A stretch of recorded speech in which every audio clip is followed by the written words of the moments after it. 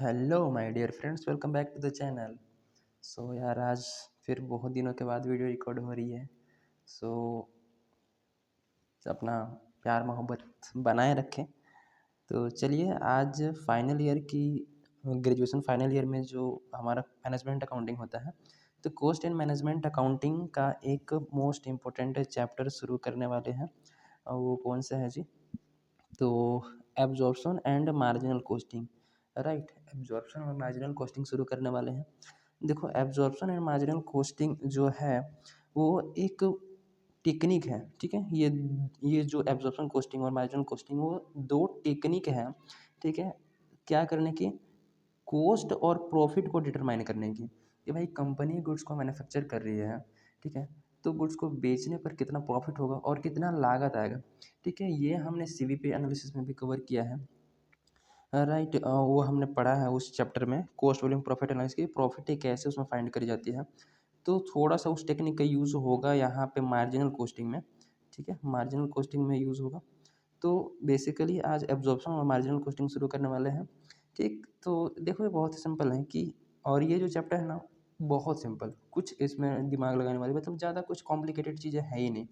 ठीक है, तो एब्जॉर्प्शन एंड मार्जिनल कॉस्टिंग क्या है?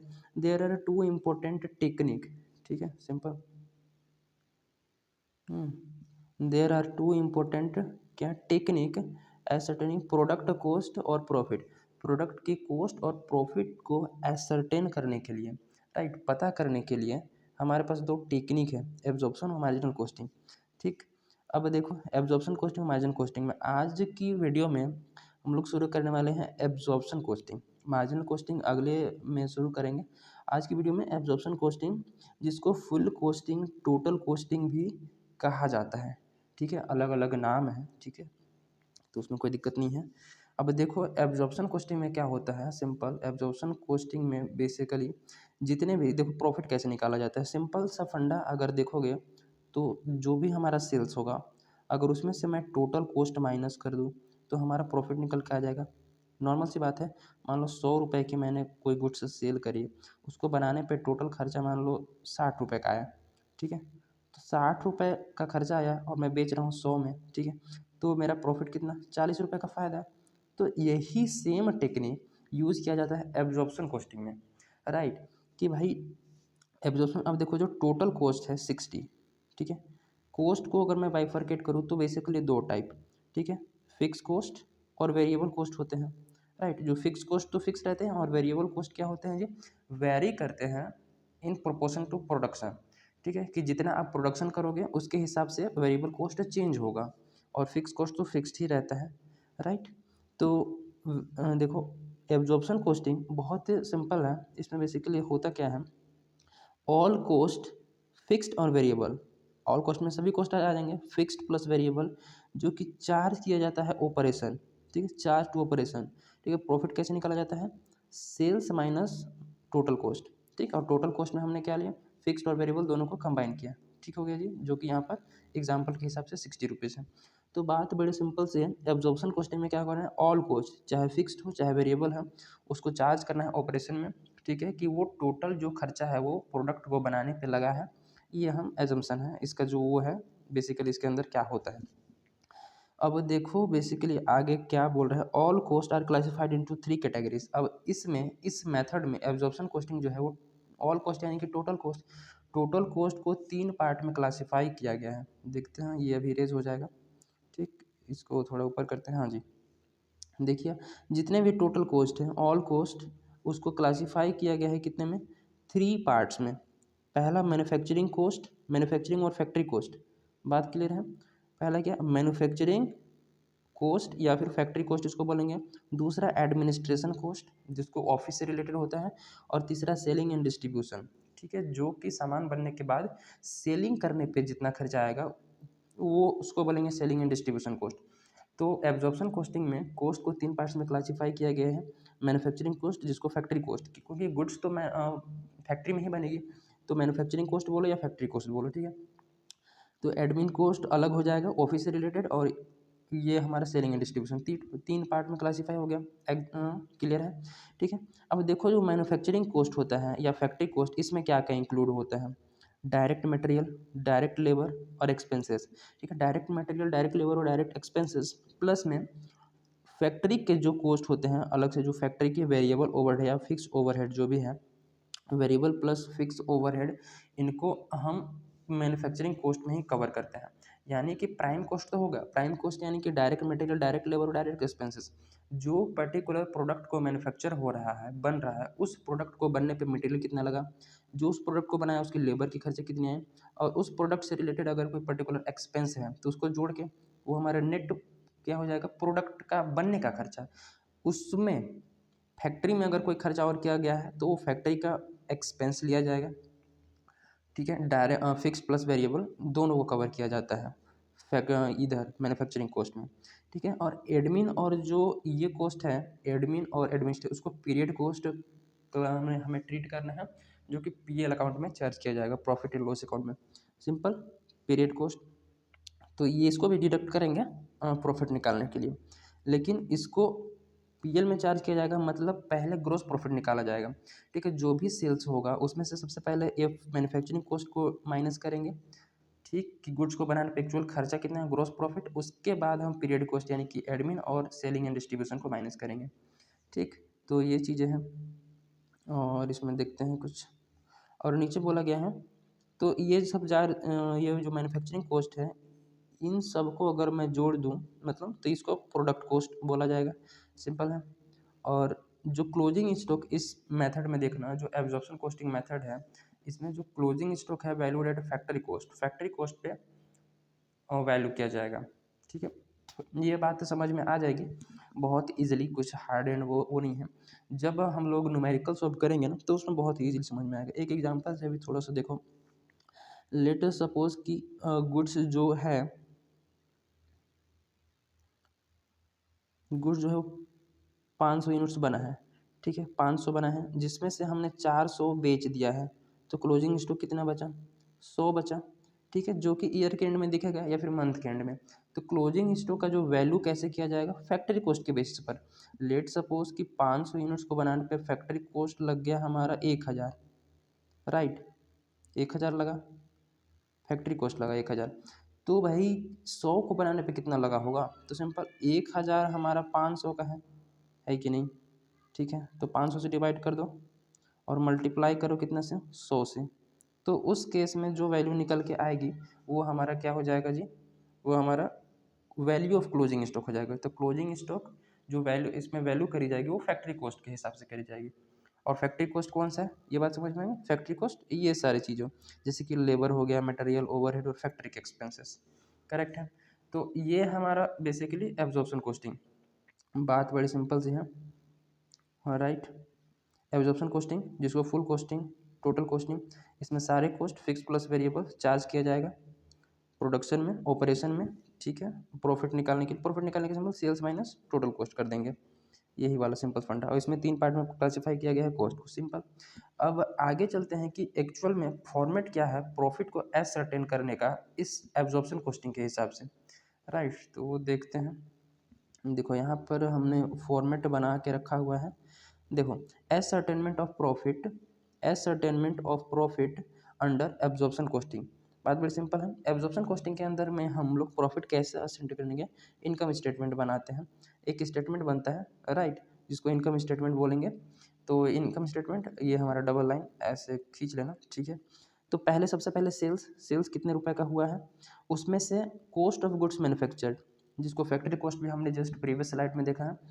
तो इसमें direct material, direct labour, direct expense, factory overhead में फिक्स प्लस वेरिएबल दोनों को लिया जाएगा। तो इतना करने के बाद ये टोटल हमारा गुड्स मैन्युफैक्चर हो जाएगा। ठीक है, अब अगर क्वेश्चन में ओपनिंग स्टॉक दे रखा है तो ओपनिंग स्टॉक के वैल्यू को ऐड कर लेंगे, ओपनिंग स्टॉक के वैल्यू को ऐड कर लेंगे।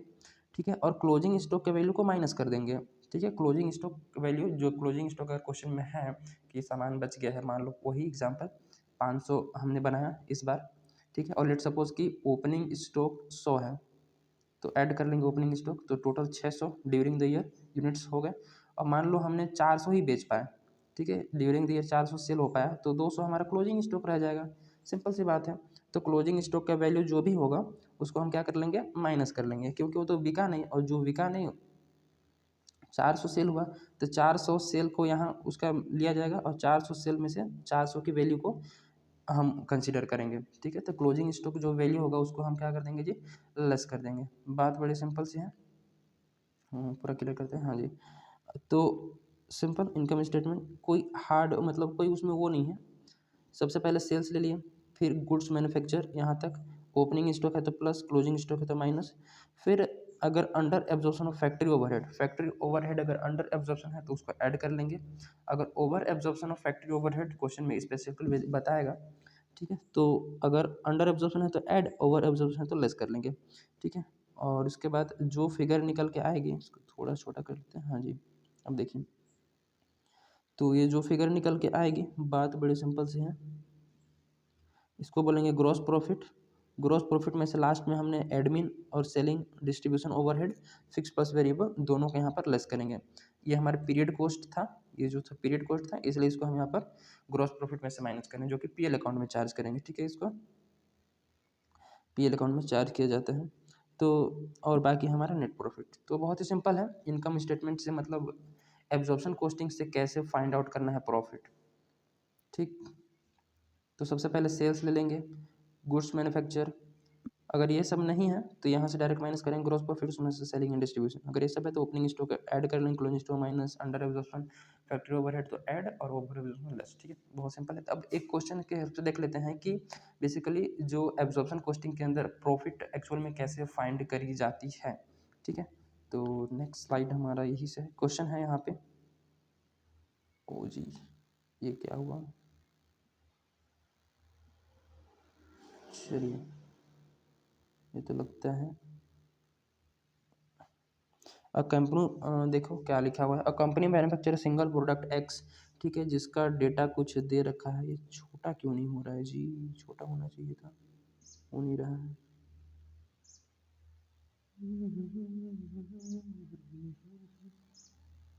बड़ा हो रहा है, छोटा नहीं हो रहा।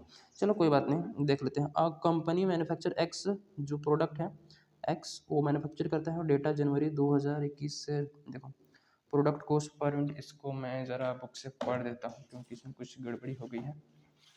ठीक है, तो देखते हैं। देखो मैं यहाँ पर बता देता हूँ फिगर है क्या, और थोड़ा लिख भी देते हैं सिंपल, क्योंकि इसमें तो वो मिटक गया है, मतलब कि कट गया है। तो देखो मटेरियल जो है वो 50 रुपये है, जो प्रोडक्ट कॉस्ट देखा है मटेरियल का कितना है जी, 50 रुपीज़ है। ठीक है, कैसा पेन भी नहीं चल रहा अच्छे से। ठीक है, देखते हैं। और लेबर जो है वो 25 है, लेबर का है वो 25 है। ठीक है, 25 रुपीज़ पर यूनिट में कॉस्ट दे रखा है, यहाँ पर यूनिट ध्यान देना। और वेरिएबल ओवरहेड जो है वो 20 है, वेरिएबल ओवरहेड 20 है। और उसके बाद फिक्स्ड फैक्ट्री ओवरहेड जो है वो 60 है, फिक्स्ड फैक्ट्री ओवरहेड 60 है। और इन सबको टोटल चारों को अगर टोटल किया जाए तो ये हमारा 155 रुपीज़ होता है। ठीक है, 155 रुपीज़, ये कुछ डेटा है। उसके बाद total factory cost per unit ये हमारा निकल गया 155। देन प्रोडक्शन हुआ है 7000 यूनिट्स का। ठीक है, तो प्रोडक्शन डायरेक्टली क्वेश्चन में दे दिया है ये 7000 यूनिट्स। और सेल्स हुआ है 5000 यूनिट्स, मतलब देख रहे हो हमने सामान बनाया 7000 और सेल हुआ 5000, मतलब यहाँ पर क्लोजिंग स्टॉक रहेगा 2000 का। ठीक है, उसके बाद सेलिंग प्राइस पर यूनिट दिया है, इसको मैं यहीं लिख देता हूँ 220 रुपीज़, सिंपल 220 है। एंड सेलिंग एंड डिस्ट्रीब्यूशन वो है 80,000, डायरेक्टली दिया हुआ है 80,000। और एडमिन ओवरहेड जो है एडमिन एक्सपेंसेस वो 1,20,000। ठीक है, ये बुक से आप लोग देख लेंगे। Prepare income statement on the basis of, कौन से बेसिस पर हमें बनाना है, on the basis of absorption costing. ठीक, एब्जॉर्प्शन कॉस्टिंग के बेसिस पर हमें बनाना है। तो चलिए शुरू करते हैं, देखते हैं आंसर क्या है कैसे है। बहुत ही सिंपल है, कोई दिक्कत नहीं है, बन जाएगा, इजीली है। देखो बात बड़ी सिंपल, सबसे पहले वही फॉर्मेट को फॉलो करेंगे। ठीक है, कौन सा फॉर्मेट जी, वही फॉर्मेट जो एब्जॉर्प्शन कॉस्टिंग में कैसे कैलकुलेट करना है, तो देखते हैं। तो लिख लेंगे income statement under absorption costing इधर पर्टिकुलर, और आप लोग लाइन खींच लीजिएगा ऐसे 2 लाइन, जिसमें सबसे पहले सेल्स है। हमने 5000 यूनिट सेल करी थी, सेल प्राइस थी पर यूनिट के हिसाब से 220 रुपये। 5000 यूनिट्स तो बेची और 220 रुपये हमारा एक यूनिट बेचने का है, तो 11 लाख का हमारा टोटल सेलिंग हो गया हमारा, ठीक है, ये हमारा 11 लाख।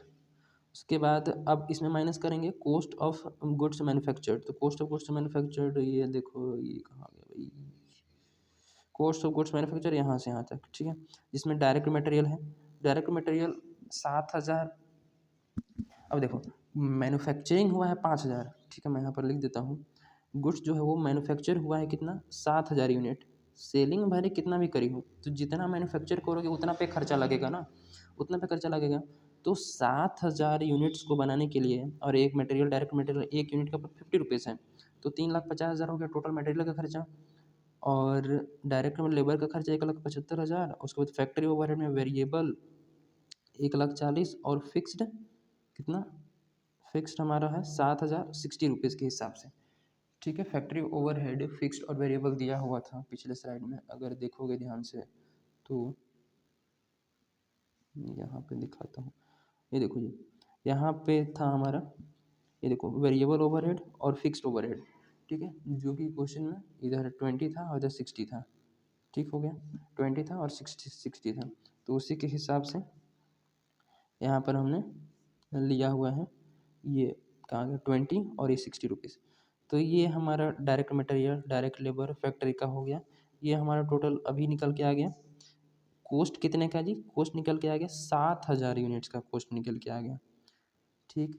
लेकिन जब 5,000 सामान बिका है, तो 5,000 का कॉस्ट में माइनस करेंगे जी, 5,000 हमने अभी तक यूनिट्स बेचा है, तो 5,000 यूनिट्स जो बेचे हैं हम, उसका कितना खर्चा है उससे माइनस करेंगे, सिंपल, 7,000 का हम थोड़ी माइनस करेंगे, तो 2,000 का जितना खर्चा होगा उसको हम लेस कर लेंगे, क्योंकि 2,000 यूनिट्स तो हमने बिका नहीं, 5,000 यूनिट सेल करी है और 7,000 यूनिट्स बनाई है, तो 7,000 यूनिट्स में से 5,000 बिक गई, तो 2,000 नहीं बिकी, तो 2,000 जो है हमारा क्लोजिंग स्टॉक रह गया, इसकी वैल्यू को माइनस करना पड़ेगा, तो इसका वैल्यू कैसे निकलेगा, वही इसका वैल्यू निकलेगा 10,85,000, ये कितने का है 7,000 का है, ठीक, 7,000 यूनिट्स का, तो 10,85,000 को 7,000 से डिवाइड करेंगे तो एक यूनिट का निकल जाएगा, मल्टीप्लाई कर लेंगे 2,000 यूनिट से, तो ये हमारे 3,10,000, और सिंपल, ऐसे नहीं करोगे तो टोटल कॉस्ट जो है वो पर यूनिट के हिसाब से क्वेश्चन में 155 टोटल दे रखा था, तो 155 से हम डायरेक्ट मल्टीप्लाई करेंगे तो 3,10,000, तो 10,85,000 है पूरे 7,000 का, उसमें से 2,000 का कॉस्ट हमारे 3,10,000, तो उसमें से माइनस करने के बाद 7,75,000 कॉस्ट निकल के आता है किसका, जो ये है, ये हमारा जो ये 7,75,000, ये कॉस्ट निकल के आता है 5,000 यूनिट्स का, ठीक है, जो हमने बेचा है, तो 5,000 यूनिट्स को बेचने पर हमारा खर्चा हुआ मतलब कलेक्शन हुआ, सेल हुआ 11 लाख का, और खर्चा लग गया 7,75,000, ठीक है, 7,75,000, तो बताओ कि ग्रोस प्रॉफिट कितना आ गया, तो ग्रोस प्रॉफिट सिंपल है 3,25,000 आ गया, 3,25,000 में से सेलिंग और एडमिन लास्ट में माइनस करते हैं, तो उसको भी माइनस कर लेंगे, ठीक है, जो कि 80,000 और 1,20,000 क्वेश्चन में दी हुई थी, तो 1,25,000 जो है वो हमारा क्या निकल गया नेट प्रॉफिट, तो बात बड़ी सिंपल है कि नहीं। तो एब्जॉर्प्शन कॉस्टिंग में बहुत ही सिंपल है, सबसे पहले तो करना क्या है, सेल्स ले लो, गुड्स मैन्युफैक्चर का कॉस्ट माइनस कर लो, ओपनिंग स्टॉक था नहीं क्लोजिंग स्टॉक था, इसलिए डायरेक्ट माइनस किया, ओपनिंग स्टॉक था तो ऐड कर लेते हैं, सिंपल, और ग्रॉस प्रॉफिट निकल के आ जाएगा, देन हम और खर्चे माइनस कर लेंगे, तो टोटल नेट प्रॉफिट, इतना हमारा एक्चुअल फ़ायदा हो गया, ठीक है। तो इस वीडियो में इतना तक ही रहने देते हैं, अगली वीडियो में हम लोग डिस्कस करेंगे मार्जिनल कॉस्टिंग, ठीक हो गया, अगली वीडियो में मार्जिनल कॉस्टिंग को डिस्कस किया जाएगा। सो आज के लिए इतना ही, मिलते हैं in the next video, till then keep learning, thank you, और यार सब्सक्राइब वगैरह भी कर दिया करो और दोस्तों को भी बोलो, ठीक है, सो शेयर वगैरह भी किया करो, थैंक यू, मिलते हैं नेक्स्ट वीडियो में।